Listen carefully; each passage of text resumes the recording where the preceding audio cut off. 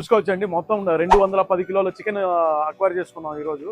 ఇవాళ ఎందుకంటే 700 మెంబర్స్కి చికెన్ బిర్యానీ, దాంతోపాటు చికెన్ కబాబ్ అండ్ దాల్చా కూడా ఉంది, చికెన్ దాల్చా. సో మనం 210 కిలోలు అక్వైర్ చేసుకున్నాము. చూసుకోగలరు.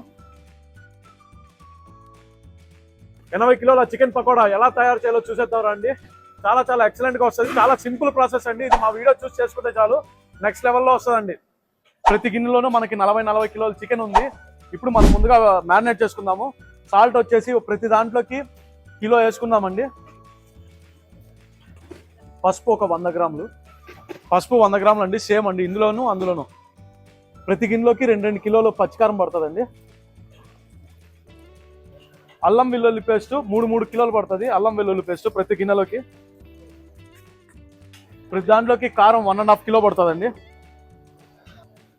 ధనియాల పొడి 1.5 కిలో ప్రతి దాంట్లోకి. మనం ఆడిచ్చిన గరం మసాలా ప్రతి దాంట్లోకి 650 గ్రామ్స్ అండి. ప్రతి దాంట్లోకి కస్తూరి మేతి ఒక్కొక్క ప్యాకెట్ అండి. ఇది ఒక్కొక్కటి 100 గ్రామ్స్ ఉంటుంది. మనం ఇందులో కలర్ యూజ్ చేయడం లేదు, గమనించగలరు. ఒక 1/2 లీటర్ వాటర్ పోసుకొని కలుపుకుందామండి ముందుగా.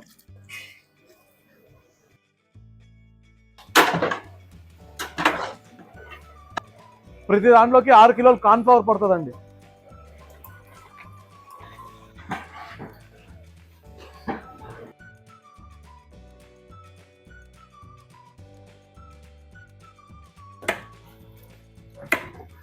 టోటల్ 80 కిలోస్ చికెన్ పకోడా అండి. చూసుకోగలరు.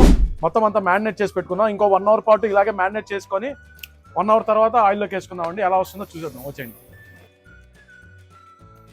ఇప్పుడు చికెన్ వేసుకుందామండి. ఎప్పుడైనా సరే ఆయిల్ ఫుల్ హీట్గా ఉండాలి. చూసుకోవచ్చండి మనకి కబాబ్ అనేది ఎంత బాగా వచ్చింది చూడండి. కలర్ కూడా కాశ్మీరీ చిల్లీ పౌడర్ అండి, సూపర్గా ఉంటుంది. మనం చూసుకోవచ్చండి, చాలా బాగా వచ్చింది కబాబ్ అనేది. నెక్స్ట్ టేస్ట్ అయితే నెక్స్ట్ లెవెల్ ఉందండి. క్రిస్పీ చికెన్ పకోడా రెడీ అయిపోయిందండి. 80 కిలోలు చూసుకోవచ్చు. చాలా సాఫ్ట్, జ్యూసీ అండ్ చాలా బాగుంటుంది. అదిరిపోతుందండి.